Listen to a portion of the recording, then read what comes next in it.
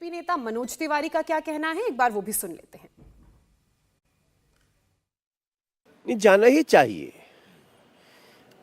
अरविंद केजरीवाल जी ने अपने को उस नोटिस के, जांच के, पूछताछ के नोटिस के बावजूद नहीं जाने से उन्होंने अपने को अपराधी घोषित कर लिया है। पूरे दिल्ली की गली गली में लोगों के मन में ये चला गया, अरे ये तो अपराधी है, इसने तो भ्रमित करके दिल्ली को नुकसान कर दिया।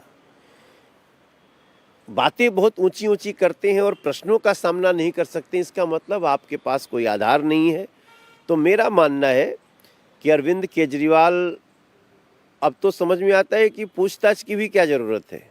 पूछताछ तो उससे की जाती है जो बैठा हुआ हो, जो बार बार कह रहा है ये हमारी बेगुनाही का सबूत है। अगर सवालों से कोई लगातार भाग रहा है तो वो सिद्ध कर रहा है, प्रूव कर रहा है कि ही इज़ कल्प्रिट। लेकिन वो ये कहते हैं कि मेरा बिल्कुल जो जीवन है वो शीशे की तरह बिल्कुल क्लियर है और कट्टर ईमानदार हूँ, और ये सिर्फ ईडी का इस्तेमाल चुनाव के मद्देनजर। नहीं, अभी कौन चुनाव था? जब लास्ट नोटिस आई तब तो कोई चुनाव नहीं था, लेकिन उसके बाद भी चुनाव तो बहुत पहले थे। तो भी मैं तो समझता हूँ ईडी को पहली बार इतना समय देते हुए किसी को देख रहा हूँ। जहाँ क्लियर, जिसके मंत्री जेल में है, कोर्ट बेल नहीं दे रही है, उसके बाद हमको आपको कहने की आवश्यकता क्या है? आप जाइए, प्रश्नों का सामना करिए। अभी भी मुझे लगता है कि कोई कितने भी बड़े पद पे हो, अगर कॉन्स्टिट्यूशनली उससे पूछताछ हो सकती है, उसके अपराधों का हिसाब लिया जा सकता है, तो अरविंद केजरीवाल उससे अलग क्यों होंगे? उनसे भी लिया जाना चाहिए। ये जवाब हो गए और कोई अरेस्ट हो गए, ओ जी ये हम तो जी उसके खिलाफ है। मैं कह रहा हूं हम करप्शन के खिलाफ हैं और तुम करप्ट हो ठोक के। ये 2.5-3 महीने पॉलिसी रही और 2.5-3 महीने में इस पॉलिसी को विथड्रॉ करना पड़ा।